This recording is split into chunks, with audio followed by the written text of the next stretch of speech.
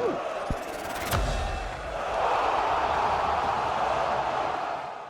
fans, and welcome to the ICC Men's T20 World Cup special, where we will be discussing all that's going on in the ICC World Cup. My name is Sips.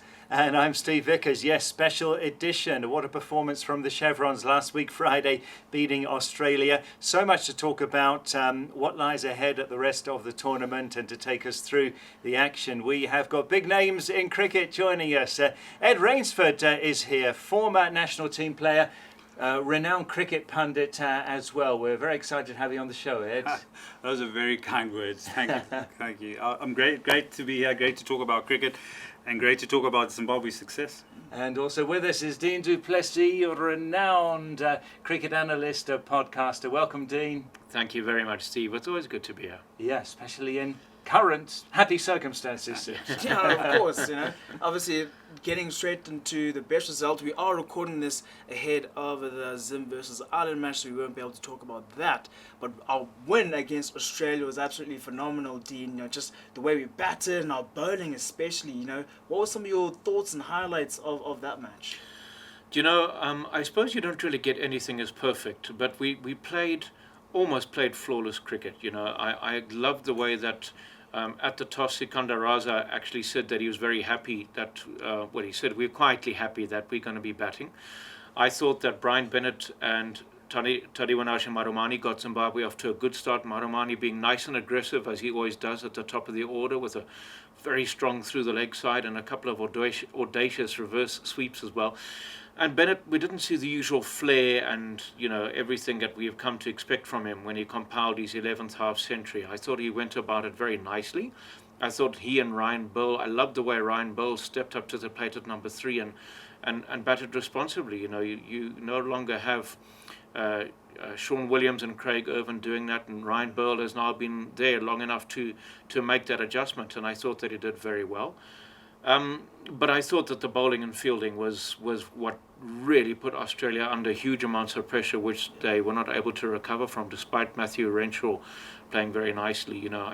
Some of those catches and the relay fielding, in other words, two fielders getting to the ball nice and quickly and making sure that one was there to back up the other, especially to that longer side of the ground, I thought was very, very good. And it's just about consistency now as we progress. Yeah, and you were a bowler back when you played cricket, and from what you watched, how did the Chevrons manage to deconstruct such a batting lineup as Australia? Well, first of all, they've been there for a while, so they've been out there sort of acclimatizing and getting used to the conditions. And if you listen to what Sikandar Raza said at the toss and even in the post-match, they had a true understanding of the surface, and they knew a total that they needed to put up, and they knew that their bowlers had to hit about an 8 to 9 meter length. That was going to make things quite difficult. And because the surface was so slow, it made it difficult for Australia, who were already in a world of trouble because they got so many injuries, and they weren't able to climatize. Even though they went to Pakistan before going to the World Cup, they went to Pakistan and were outplayed in Pakistan, so they haven't been able to gel in those particular conditions. So for Zimbabwe to go there 10 days ahead, understand their conditions, which gave their bowlers a lot of acumen, a lot of time to assess the conditions, and also get the right understanding of what to bowl to certain batters. And I felt that was the main thing. When you talk about, and I take a leaf out of Dean's book there, is that Zimbabwe out-basicked Australia, if there's a word. Right. They did all the basics at beyond 100% because they bowled well, they fielded well, and they batted well. They're only 2 down, wickets in hand with a platform, set batters. The bowlers didn't bowl too many loose deliveries, and their fielders took all the catches and they stopped a lot of runs. So that was a perfect day for Zimbabwe in the World Cup. Yeah, so as you were watching, at what point did you start to think we're going to win this? Because we know what can happen. End of our innings, we say we're in with a chance, you probably would have said. When were you confident enough to say, I think we're going to win this? Truthfully, after Zimbabwe's batting power play, after 6 overs, and that's pretty early, having done so much cricket, I could already see that Australia weren't aware of what the conditions were. they were sort of just holding back, and they were expecting Zimbabwe to make a lot of their mistakes. And once you get into that realm where you're allowing your opposition to start making, or expecting them to make mistakes, the game goes away from you very, very quickly. So for me, it was very early on, losing the toss, that particular instance for me. Already Australia were thinking, well, we're just going to come out here and chase the runs.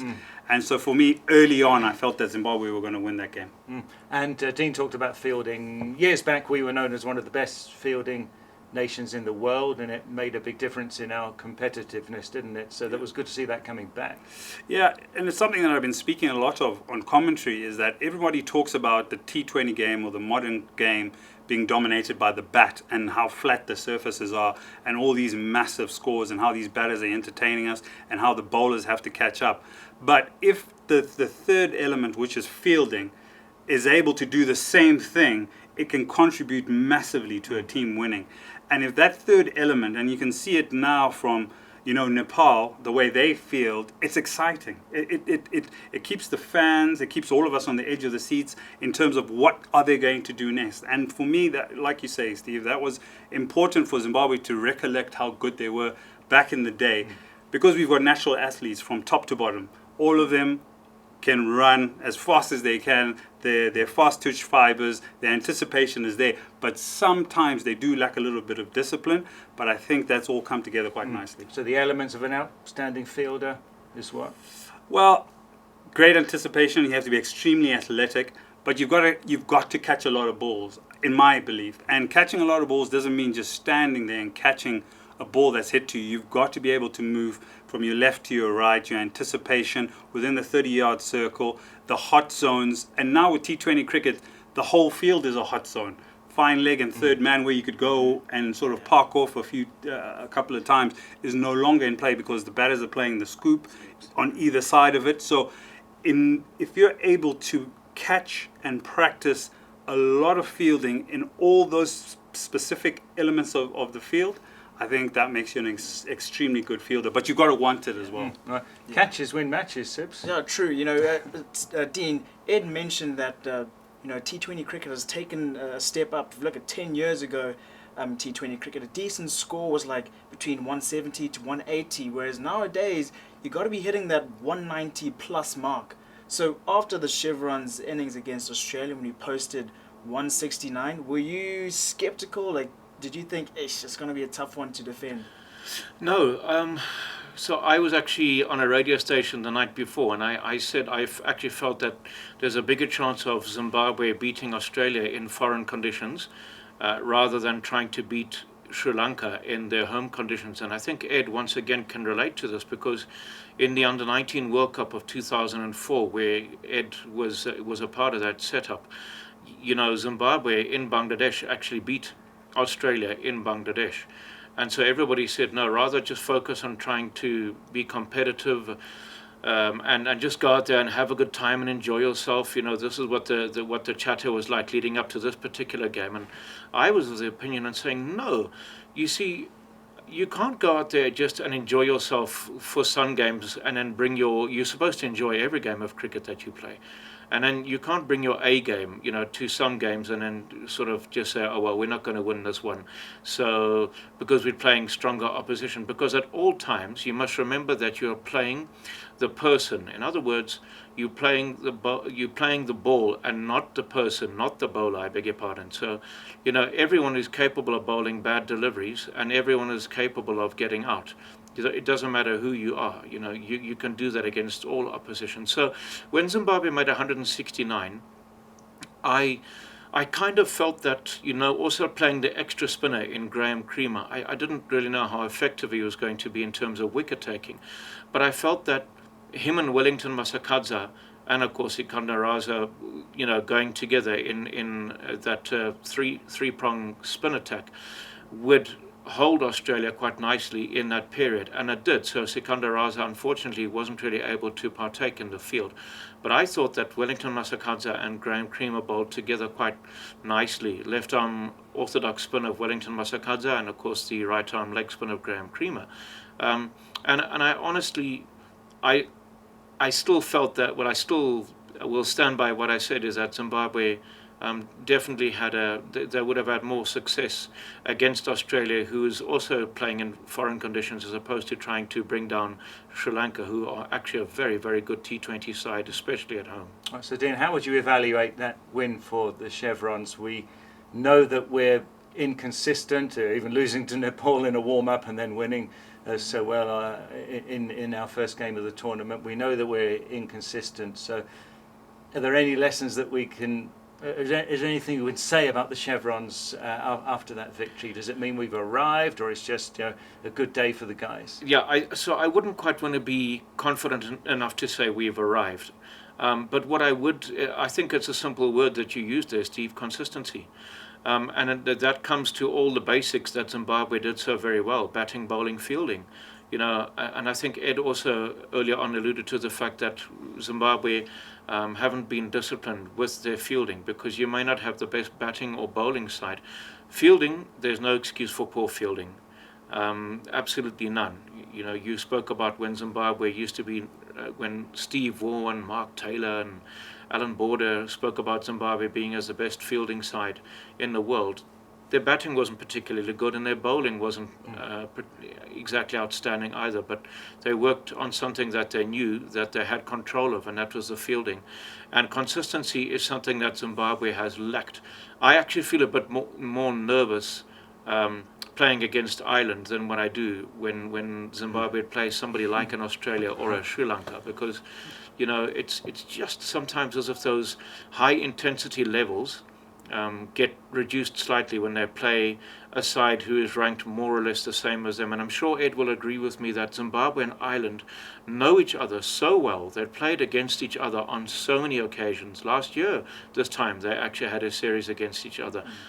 And so what happens then is that I think you get to know each other so very well that sometimes there's a level of complacency by both sides when they take to the field, because of the fact that they know each other's games inside out.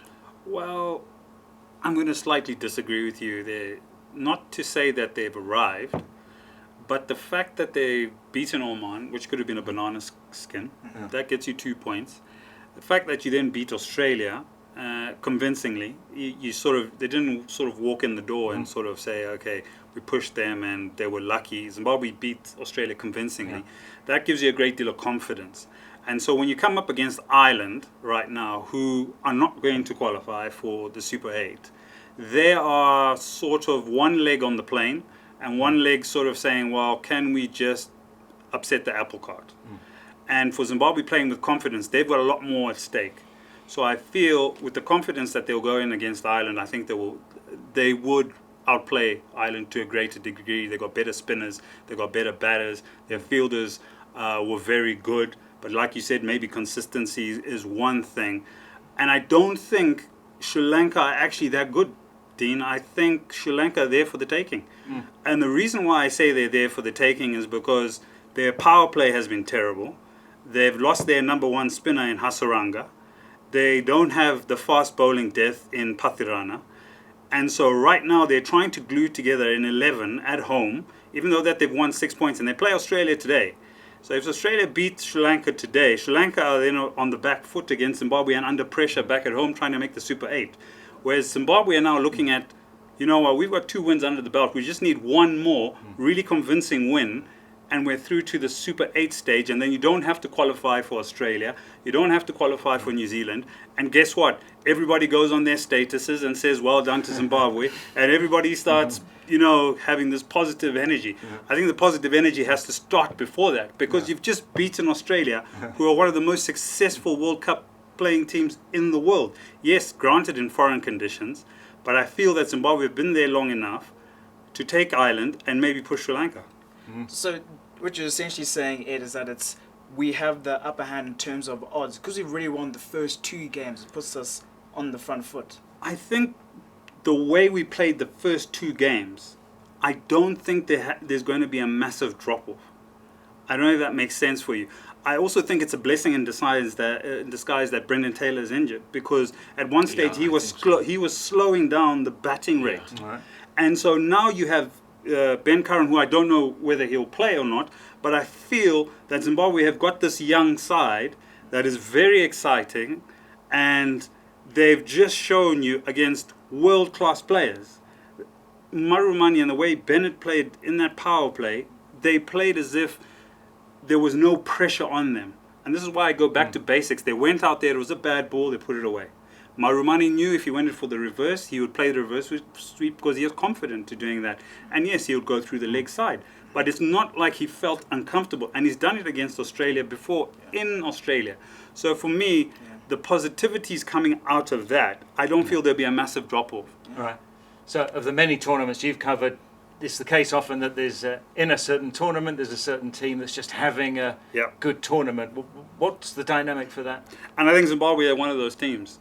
Everybody thought it was going to be Afghanistan. And Afghanistan were pushed so far by South Africa, and so was South Africa, that they're teetering on leaving the World Cup earlier than a lot of people expected. And I think Zimbabwe is that one side now, given where the group is standing right now, are the ones that can push. What is that? It's confidence. They're well prepared. I think you've also got to give credit to the selectors, because for a long time this group of players have been together and playing so much cricket, even though they haven't been able to produce the results that you've wanted. The selectors have stuck with them. So there's a level of consistency there and belief in the side that, okay, you are the group, or you are the guys that we believe we are going to push until we get to the World Cup. If anything happens after that, then we'll make some wholesome changes. And remember this, Richard Ngarava didn't play in that T20 game. Right. Remember that. And as much as people are saying that the wicket is turning, Pakistan went in with 5 or 6 spinners yesterday, and the spinners didn't actually do the job.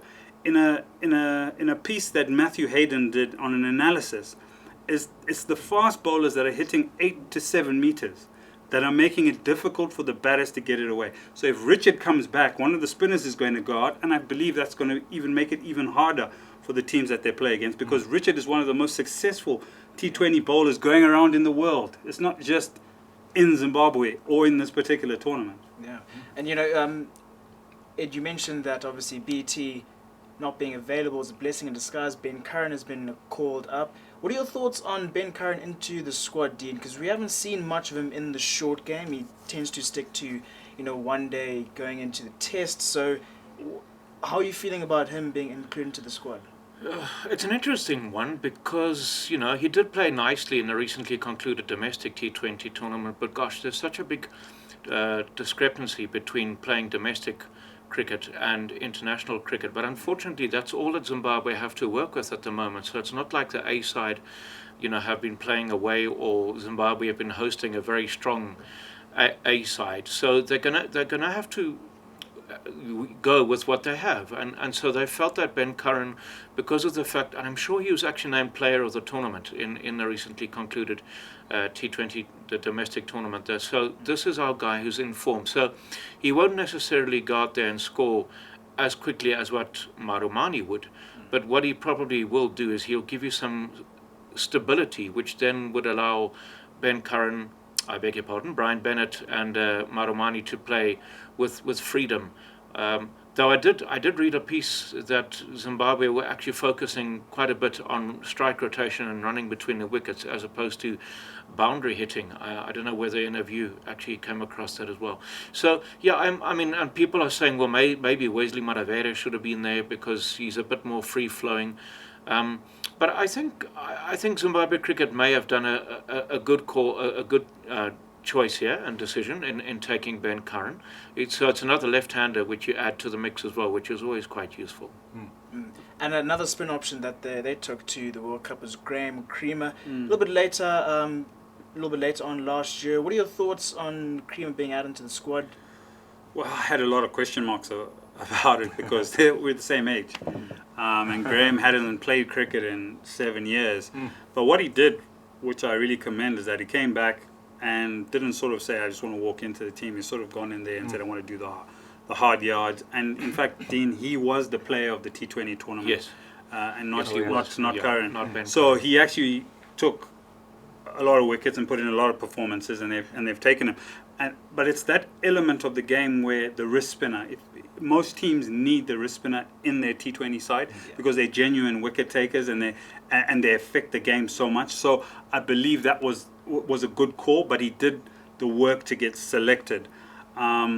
I don't know if he holds his place in tomorrow's game, because if Richard Ngarava does come back, one of the spinners has to come out. Absolutely. And from what I'm hearing positively is that Richard, it was just a niggle. So how well did he bowl? He bowled okay. Did he do enough to warrant a selection ahead of Wellington? I don't think so, because Wellington's been quite consistent for a number of years. Is he a good option to have if they go with the same team? Possibly, but I think you'd have to bowl a lot better, I think. Against Ireland, you would probably want to maybe say go with the leg spinner. Right. So at the last group game, Colombo, what's it going to be like there in terms of crowd, atmosphere, pressure for Zimbabwe against Sri Lanka? Yeah, what do you expect there? After watching yesterday's game with India and Pakistan, I mean, the stadium was full, and then you'd expect it to be pretty full with Sri Lanka there as well, playing Zimbabwe. So firstly, there's the crowd factor that's going to give you a lot of pressure. Then you've almost got that expectation on the edge of the horizon there. You can just see yourself in the Super 8 stage. And then you've got to temper your expectations of how you're going to perform and what the result is going to be.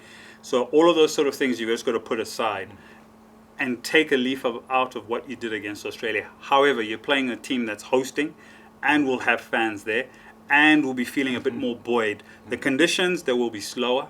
I think that 160, 170, 180. 180 is a lot of runs in Colombo, I believe. So that 160, 170, I think is a really competitive total.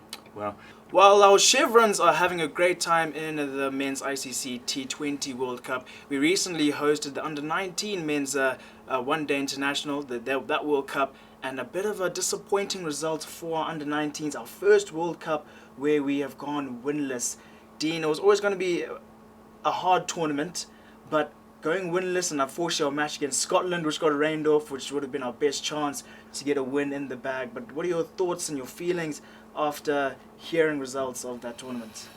Look, personally, I was very disappointed. I didn't really expect any different, unfortunately, but it still hurts. It's very disappointing because, you know, you want a few surprises to happen. I just felt that, you know, we saw this, and Ed was part of the 2024 World Cup in South Africa as well as a commentator. But I just feel that the youngsters over the last period have been very, very reluctant to express themselves at the crease, and specifically the batters. You know, you see even when the spinners are bowling that they are quite reluctant to leave the crease and to just get down the pitch and try and maybe counteract and put a bit of pressure back on the bowling side. And yes, I understand that a lot of these youngsters, especially, you know, there's a couple of IPL players, there's a couple of youngsters who are playing in the T20 Blast, so obviously they having really good exposure against quality opposition. I understand all of that. But even, for example, I'd like to believe back in the 1998 edition, which was the first World Cup at under-19 level, there would have been players then who would have been playing, for example, in the Ranji Trophy, which is India's first-class tournament. So obviously there wasn't T20 cricket. So this isn't a new phenomenon. I mean, obviously they completely are on a different level to anybody else, India and even England and so on. But I just remember Zimbabwe still having players who would still try their best to stand up and be counted. You know, so even if it was just a one-man band, so to speak, a one-man performer like Malcolm Lake in 2012, and there are many, many other examples that we can think of. We haven't had any of that for some time, and I feel that there was a capitulation before the game actually even started, as if Zimbabwe just wanted to go out and try and bat out the 50 overs and not particularly be too concerned as to how many or how little runs they scored, you know, just occupy the crease and not really show any real intent. I felt that there was no structure or planning to the innings. The captain was quite nice. I liked the way he played against Bangladesh. I know that he faced quite a few deliveries and scoring these runs, but, you know, he seemed to have a little bit of something about him. But I just didn't really feel, in terms of consistency, that there was too much after that. And again, I understand the level of cricket is very different to what we have, but Yeah. there just, you know, there was nothing there. You know what, Dean, though, you said in the beginning that this sort of result wasn't a surprise to you? Kind of expecting that we weren't going to make it, but we have in the under 19 World Cup, we have squeaked through to the Super Sixes on a number of occasions, on a handful of occasions. So why was it different this time around? No, it's just like I said, it's just leading up to it. Because don't forget, we had earlier in 2025, there was the triangular series against South Africa and Bangladesh.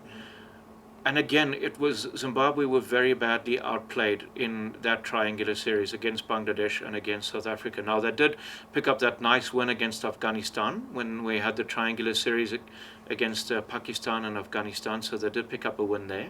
But again, it's consistency. And the thing that disappointed me, again, and I'm repeating myself and I'm sorry, is just a lack of intent that was throughout the World Cup. You know, there was nobody who said, right, I'm going to go out there, and even if I score, even if we lose by 30 or 40 runs, I want to be 120 not out at slightly better than a runner ball, because we've done it in World Cups gone by against higher ranked opposition. And so I feel that there's no reason why that couldn't have happened again. But just leading up, Sips, to this particular World Cup, I just don't know if the players were in the right headspace. And it's not their fault, by the way. I'm not criticizing these players individually, but I just don't feel that they were in the right headspace leading up to this event. But Ed, we didn't seem to have a poster boy in the team, you know. We didn't really know any of the players. There was not a Tatenda Taibu or a Hamilton Masakadze, or maybe we'll look back a few years from now and realise there were big names in that squad. But yeah, I think there are a couple of good young cricketers there, but Dean summed it up nicely there in one aspect where he says the intent. Now, if you look at England, you look at India, Australia to some degree, Afghanistan, they were light years ahead of all the other under-19 teams. South Africa had a terrible under-19 World Cup. They beat Tanzania. That's the only team they beat. New Zealand didn't win a game. And so you're already putting yourself in some sort of qualifier there if you're New Zealand, because then you're going against the Japan, Fiji, Samoa and stuff like that. Bangladesh didn't have a good World Cup. So there's a number of teams in this particular World Cup from an under-19 perspective that are a gulf apart compared to these Indian, Australian, England, Afghanistan players. Pakistan, I think maybe are a bit unlucky because they've also got a really strong side, but didn't quite get over the line in a key game. But the gulf is massive, and it's mainly because of, like Dean says, the intent. Some of these players are not afraid to hit good balls. The Indian batters, I did that final, India versus England, and I've never seen hitting from an under-19 cricketer like that. And those England bowlers were not bowling powder puff. They were hitting hard lengths. They were looking to make the batter's life uncomfortable. But they have come from a culture now in India. And remember something, these Indian players that played in this World Cup only have one go. Suryavanshi is 14. He cannot play another under-19 World Cup. So the stakes are so much higher for an Indian player at under-19 level because you only have one go.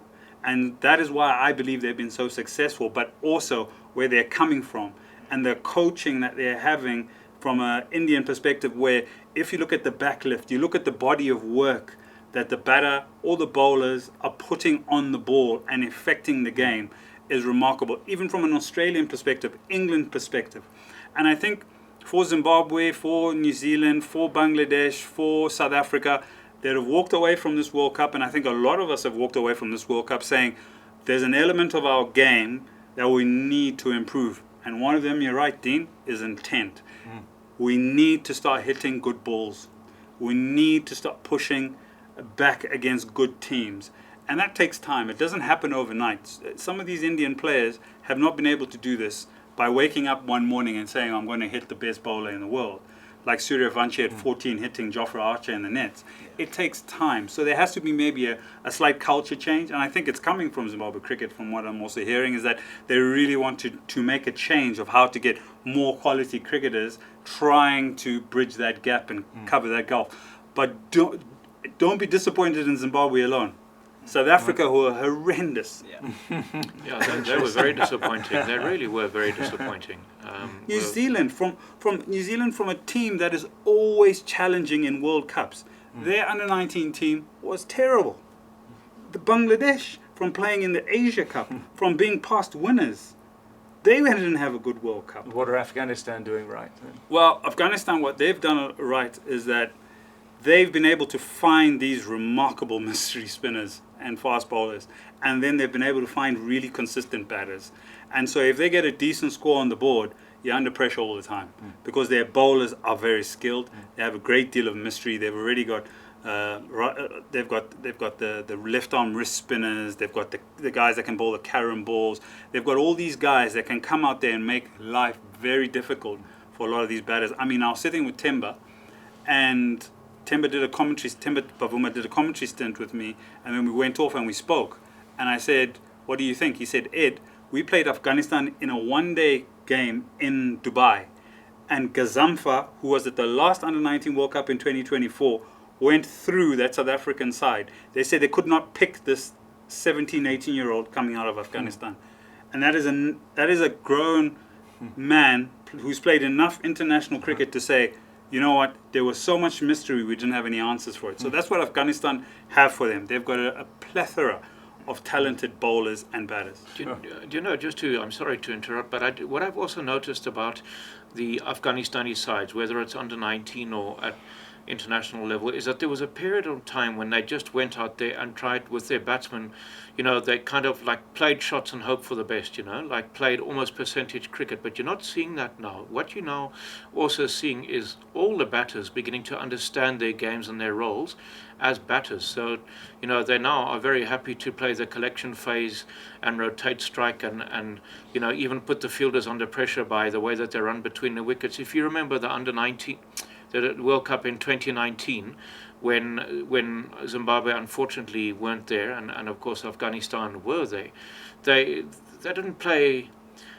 They played some good at times attacking cricket, but there was very little understanding as opposed to building an innings. And now, years down the line, because of the hard work that they've put in it, a lot of that has changed as well. Yeah, I agree. Well, so fortunately for the under-19s, their World Cup comes around every 2 years. So I guess we'll just have to wait until the next World Cup. I'm sure we'll make some changes and we'll see what happens from there. But Dean and Ed, thank you so much for sitting in the fan zone with us. It's been a great episode. It's great. Enjoyed the insights about the World Cup. Chevrons, hopefully by the time this airs, we would have been playing, or we would have played Ireland, and hopefully we would have had our third win on the go. But if you guys like this video, remember to comment, like, and subscribe. Tell us your favorite moment. But we'll see you guys in the next week's episode.